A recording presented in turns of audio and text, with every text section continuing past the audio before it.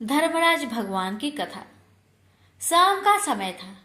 पंछी अपने अपने घोंसले की ओर लौट रहे थे, पर वह बढ़ा जा रहा था बिना किसी थकान और पछतावे के।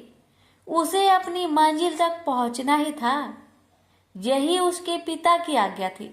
उसका लक्ष्य था यमपुरी, वही यमपुरी जहां यमराज निवास करते थे।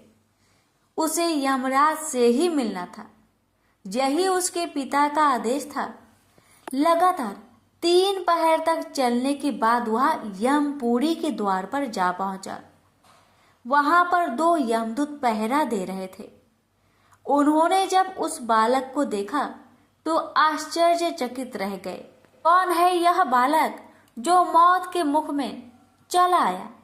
दोनों सोचने लगे। उसमें से एक यमदूत ने गरजती आवाज से उससे पूछा, हे बालक, तू कौन है और यहाँ क्या करने आया है?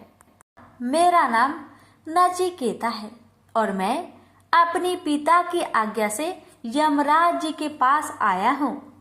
उस बालक ने धीरता के साथ उत्तर दिया। लेकिन क्यों मिलना चाहते हो तुम यमराज से? दूसरे यमदूत ने प्रश्न किया। क्योंकि मेरे पिताश्री ने उन्हें मेरा दान कर दिया है। नचिकेता की बात सुनकर दोनों यमदूत हैरान रह गए। ये कैसा अजीब बालक है? इसे मृत्यु का भय नहीं, यमराज से मिलने चला आया। उन्होंने उसे डराना चाहा, पर नचिकेता अपने निर्णय के आगे सुई की नोक भर भी न डिगा।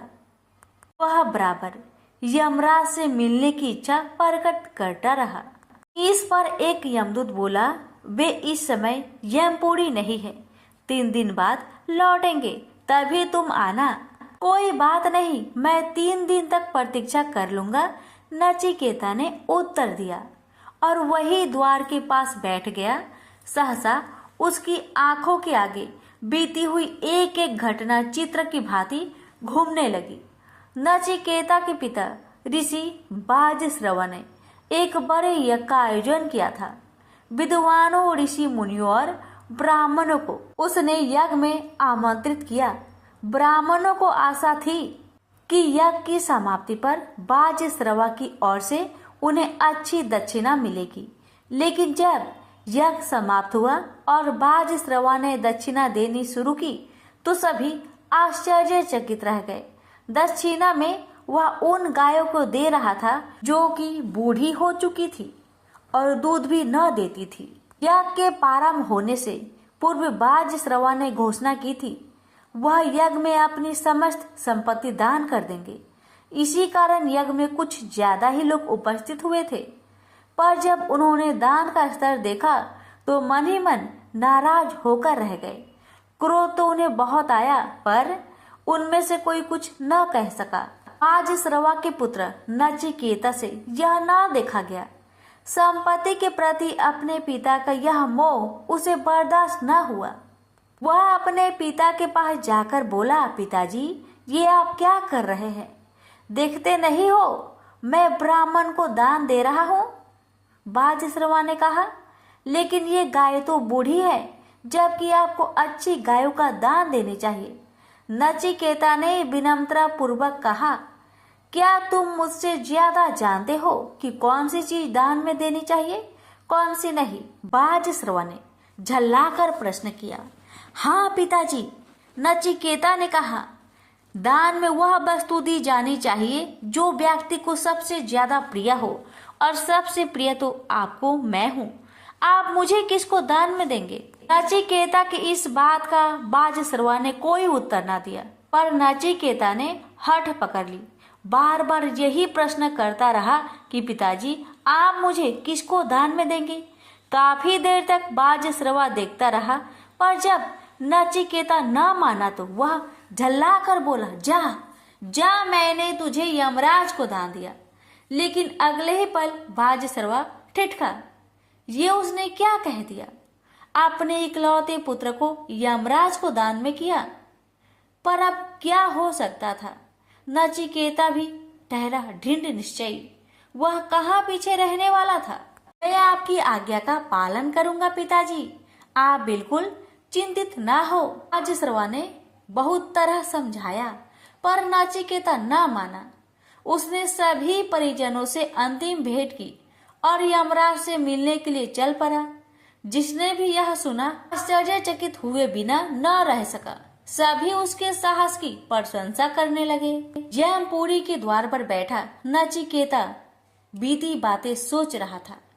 उसे इस बात का संतोष था कि वह पिता की आज्ञा का पालन कर रहा था। लगातार 3 दिन तक वह यमपुरी के बाहर बैठा यमराज की प्रतीक्षा करता रहा।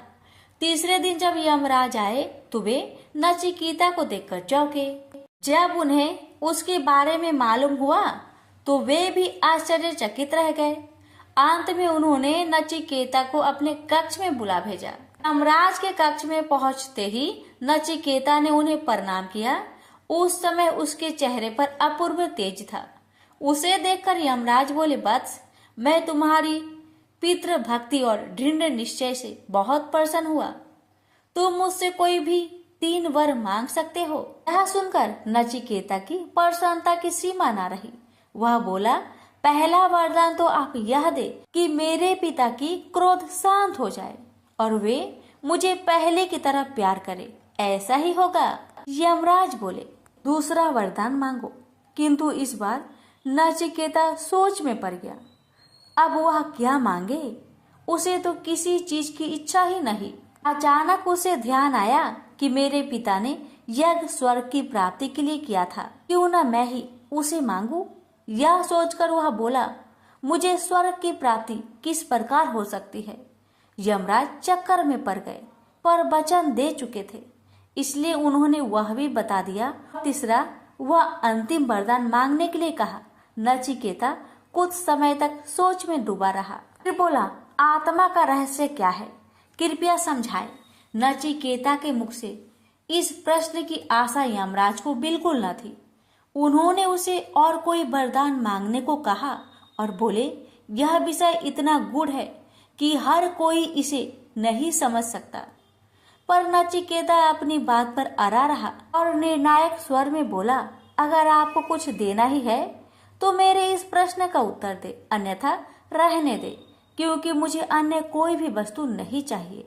वे उसे आशीर्वाद देते हुए बोले, वत्स, ये ऐसा रहस्य है तो मैं भी नहीं जानता, और यदि तुम ज्ञान प्राप्त करो और विद्या अध्ययन करो तो सिर्फ इसी प्रश्न का ही नहीं बल्कि संसार के सभी प्रश्नों का उत्तर प्राप्त कर सकते हो, क्योंकि विद्या वह खजाना है जिसकी बराबरी संसार की कोई दूसरी वस्तु नहीं कर सकती। उसके बाद यमराज ने नचिकेता को आशीर्वाद देकर उसे उसके पिता के पास वापस भेज दिया। वहां से लौटने के बाद नचिकेता अध्ययन में लग गया, क्योंकि जीवन की सही राह उसे प्राप्त हो चुकी थी। उसी राह पर चलकर वह एक बहुत बड़ा विद्वान बना और सारे संसार में उसका नाम अमर हो गया। प्रेम से बोलिए धर्मराज भगवान की जय। धर्मराज और पोपाबाई की कथा। किसी गांव में एक भाई बहन रहते थे। भाई की शादी हो गई थी, लेकिन उसकी बहन की शादी नहीं हुई थी। बहन का नाम पोपाबाई था। पोपाबाई हमेशा व्रत और नियम करती थी। एक दिन उसके भाई भाभी ने उससे शादी के लिए कहा, तब उसने शादी के लिए मना कर दिया। उसने अपनी भाई भाभी से कहा, मेरे रहने के लिए गांव के बाहर एक झोपड़ी बनवा दो, मैं उसी में रहकर अपना जीवन व्यतीत कर लूंगी। गांव के सभी लोगों से कहा, हे गांव वालों, आप लोग अपने अपने गाय बछड़ों को मेरे झोपड़े के पास घास चरने के लिए छोड़ दिया करो। मैं सभी की गाय बछड़ों की देखभाल किया करूंगी। जो भी कुछ बचा खुचा खाना हो वह भेज देना, मैं वही खाकर रह लूंगी। इसी तरह बहुत दिन बीत गए। एक दिन उस देश का राजा शिकार खेलने जंगल को जा रहा था कि उसकी नजर गांव के बाहर बने पोपाबाई के झोपड़ी पर पड़ी। राजा झोपड़े के पास जाकर आवाज लगाने लगा, यहाँ कौन रहता है? जब कोई भी उत्तर नहीं मिला तो झोपड़े के दरवाजे को खटखटाने लगा। खटखटाने की आवाज सुनकर पोपाबाई ने अंदर से ही पूछा, बाहर कौन है? बार बार दरवाजा क्यों खटखटा रहे हो? क्या काम है? तब राजा ने उत्तर दिया, मैं इस देश का राजा हूँ। मैं तुम्हारे साथ विवाह करना चाहता हूँ। पोपा बाई ने कहा, अपने महल को लौट जाओ, मैं पराये पुरुष का मुख नहीं देखती। लेकिन राजा ने उसकी बात पर ध्यान नहीं दिया और बलपूर्वक पोपा बाई को उठाकर अपने घोड़े पर बैठाकर महल की ओर चल पड़ा। पोपा बाई ने राजा को श्राप दिया, हे राजा, तेरा राजपाट सब नष्ट हो जाएगा। महल में पहुंचकर राजा ने अपनी रानियों से सारी बात बताई। पूरी बात सुनकर रानियों ने राजा से अनुरोध किया कि पोपा बाई को सही सलामत उसकी झोपड़ी में छोड़ आए। रानियों की कहे अनुसार राजा पोपा बाई को उसकी झोपड़ी पर छोड़ने को चल पड़ा। रास्ते में पाप की नदी आई, जिसमें राजा डूब गया। पोपा बाई मृत्यु के बाद धर्मराज के दरबार में पहुंची।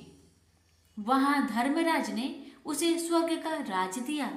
किसी गांव के एक सेठ सेठानी की मृत्यु हुई। वे दोनों मृत्यु लोक से स्वर्ग लोक को आए, लेकिन स्वर्ग का दरवाजा बंद पड़ा था। उन दोनों ने धर्मराज जी से स्वर्ग का द्वार खोलने के लिए विनती की। तब धर्मराज ने कहा, इस पर पोपा बाई का राज है। सेठ सेठानी ने कहा, हम पोपा बाई को नहीं जानते। तब धर्मराज ने कहा कि मैं तुम दोनों को 7 दिन के लिए मृत्यु लोक में भेजता हूँ। वहां जाकर 8 खोपरा से राई भरकर 5 कपड़ा ऊपर रखकर कहानी सुनना और अध्यापन करना और इस प्रकार कहना, राज है पोपा बाई का, लेखा लेगी राई राई का। बोलो पोपा बाई की जय। धर्मराज जी की कथा। एक नगर में एक साहूकार अपनी पत्नी के साथ रहता था, लेकिन वह निसंतान थी। वह दोनों भगवान शंकर की पूजा किया करते थे। एक दिन पार्वती जी कहने लगी कि यह आपकी इतनी पूजा करते हैं, फिर आप इनकी इच्छा पूरी क्यों नहीं करते हैं? शंकर जी कहते हैं कि इन्हें संतान सुख नहीं है, इसलिए ये इतनी पूजा करते हैं। पार्वती जी बोली कि आप इन्हें पुत्र क्यों नहीं दे रहे? शंकर जी ने कहा कि इनके भाग्य में पुत्र का सुख नहीं है, लेकिन पार्वती जी नहीं मानी और वह जीत करने लगी। शंकर भगवान बोले कि ठीक है, इन्हें पुत्र की प्राप्ति हो जाएगी, लेकिन वह केवल 12 वर्ष तक ही जीवित रहेगा। साहूकार शंकर पार्वती जी की बात सुन रहा था। कुछ समय बाद साहूकार ने पुत्र को जन्म दिया, लेकिन साहूकार को कोई खुशी नहीं हुई। पूरे परिवार में इसका जश्न मनाया गया। उसका बेटा बड़ा हुआ तो साहूकार ने कहने लगी, मैं अपने बेटे का ब्याह रचाऊंगी। साहूकार ने उसे बहुत मना किया, लेकिन वह नहीं मानी। तो साहूकार ने उसे कहा कि हमारे बेटे की आयु केवल 12 वर्ष तक की ही है। साहूकार ने कहने लगी कि कोई बात नहीं, मैं इसका ब्याह करके अपने मन की तो कर लूं। साहूकार ने बेटे का विवाह कर दिया। घर में बहू आ गई और उन्होंने बहू को सारी बात बता दी कि उसके बेटे की आयु केवल 12 वर्ष की है। बहू ने कहा, कोई बात नहीं, मेरे भाग्य में जो लिखा था वह हुआ। अब हम तीनों मिलकर पूजा किया करेंगे। और उन्होंने हर रोज पूजा आरंभ कर दी। एक दिन ऐसा भी आ गया जब लड़के की आयु पूरी हो गई। यमराज साहूकार के बेटे को लेने आ गए तो साहूकार कहने लगा कि मेरा पुत्र अपनी पत्नी के साथ है। यमराज उसकी पत्नी के पास गए तो वह बोली, अभी तो मेरे पति ने जीवन का कोई सुख नहीं देखा और आप उसे लेने आ गए। यमराज बोले, इसकी इतनी ही आयु थी जो यह भोग चुका। पत्नी ने कहा कि हे भगवान, कोई ऐसा उपाय नहीं है जिससे मेरे पति की आयु बढ़ जाए? यमराज बोले कि यह क्या होता है? लेकिन भगवान बोले कि यमराज का काला कंबल, लोहे का तसला 5.25 रुपये उठाकर रख दे। 1 वर्ष पूरा होने पर यह किसी को देना, तुम्हारे पति की आयु लंबी हो जाएगी। जैसा भगवान ने बताया, बहू ने ऐसा ही किया और उसकी पति की आयु लंबी हो गई। प्रेम से बोलिए, यमराज भगवान की जय। धर्मराज जी की कथा। एक नगर में एक साहूकार अपनी पत्नी के साथ रहता था, लेकिन वह निसंतान थी। वह दोनों भगवान शंकर की पूजा किया करते थे। एक दिन पार्वती जी कहने लगी कि यह आपकी इतनी पूजा करते हैं, फिर आप इनकी इच्छा पूरी क्यों नहीं करते हैं? शंकर जी कहते हैं कि इन्हें संतान सुख नहीं है, इसलिए ये इतनी पूजा करते हैं। पार्वती जी बोली कि आप इन्हें पुत्र क्यों नहीं दे रहे? शंकर जी ने कहा कि इनके भाग्य में पुत्र का सुख नहीं है, लेकिन पार्वती जी नहीं मानी और वह जीत करने लगी। शंकर भगवान बोले कि ठीक है, इन्हें पुत्र की प्राप्ति हो जाएगी, लेकिन वह केवल 12 वर्ष तक ही जीवित रहेगा। साहूकार शंकर पार्वती जी की बात सुन रहा था। कुछ समय बाद साहूकार ने पुत्र को जन्म दिया, लेकिन साहूकार को कोई खुशी नहीं हुई। पूरे परिवार में इसका जश्न मनाया गया। उसका बेटा बड़ा हुआ तो साहूकार ने कहने लगी, मैं अपने बेटे का ब्याह रचाऊंगी। साहूकार ने उसे बहुत मना किया, लेकिन वह नहीं मानी। तो साहूकार ने उसे कहा कि हमारे बेटे की आयु केवल 12 वर्ष तक की ही है। साहूकार ने कहने लगी कि कोई बात नहीं, मैं इसका ब्याह करके अपने मन की तो कर लूं। साहूकार ने बेटे का विवाह कर दिया। घर में बहू आ गई और उन्होंने बहू को सारी बात बता दी कि उसके बेटे की आयु केवल 12 वर्ष की है।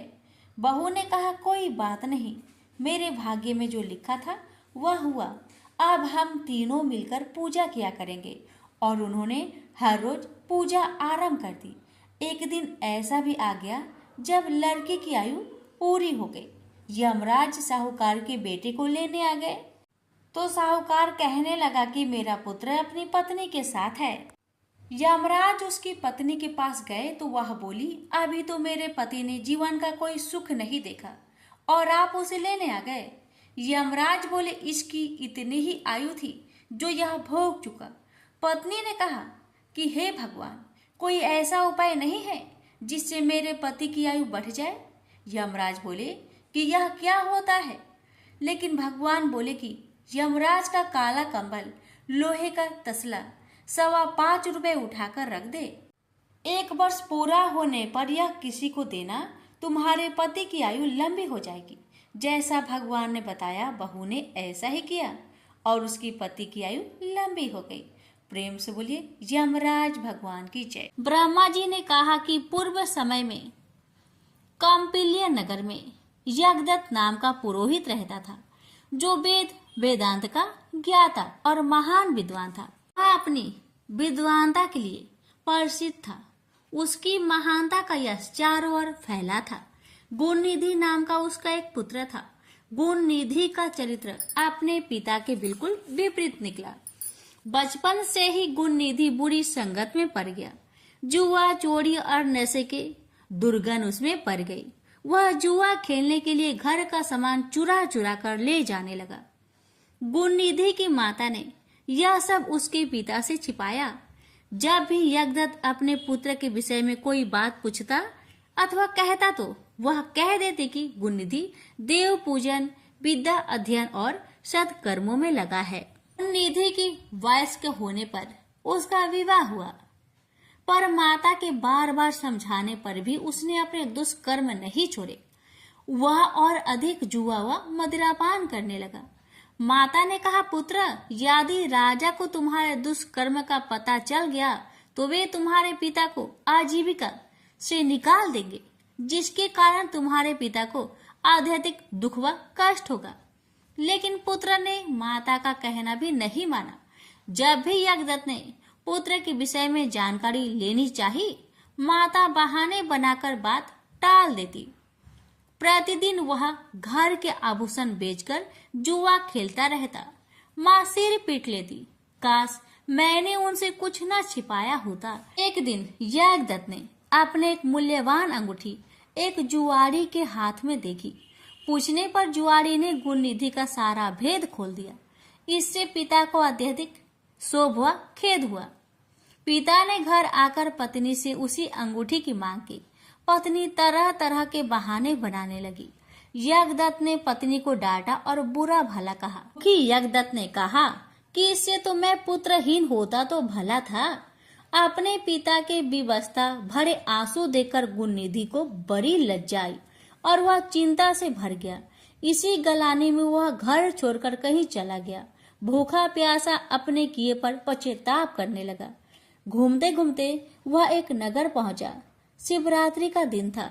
शिव भक्त शिवालय की ओर जा रहे थे। गुणनिधि भी उनका पीछा करते करते शिवालय पहुंचा।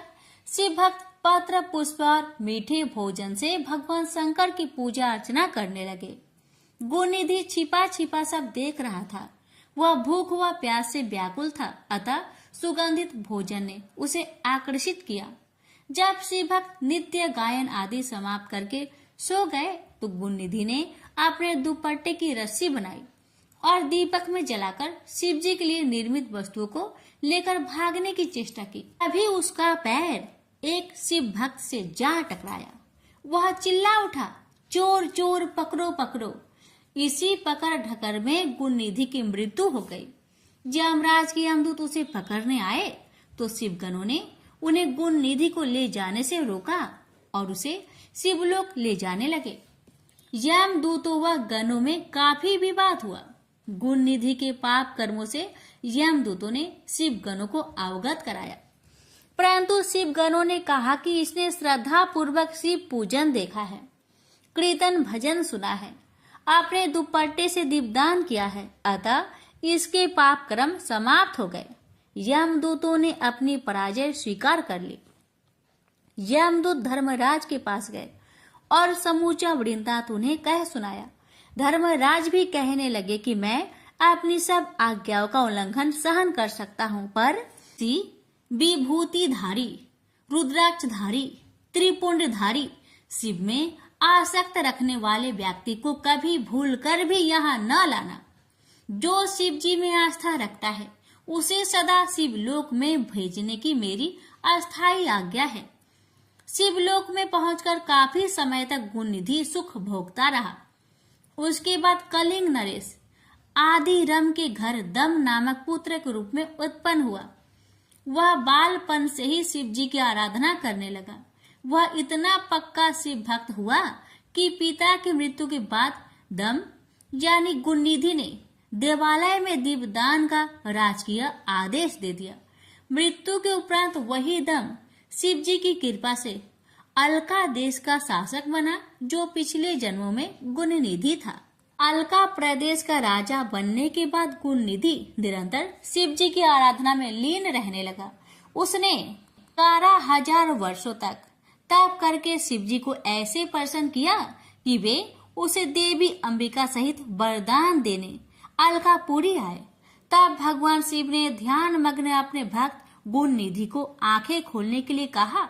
गुणनिधि ने अपने नेत्र खोलकर भगवान शंकर व माता पार्वती के दर्शन किए। भगवती उमा के अनुपम रूप, सौंदर्य और सौभाग्य को देखकर गुणनिधि को विस्मय हुआ। उसकी कुदृष्टि माता पर पड़ी।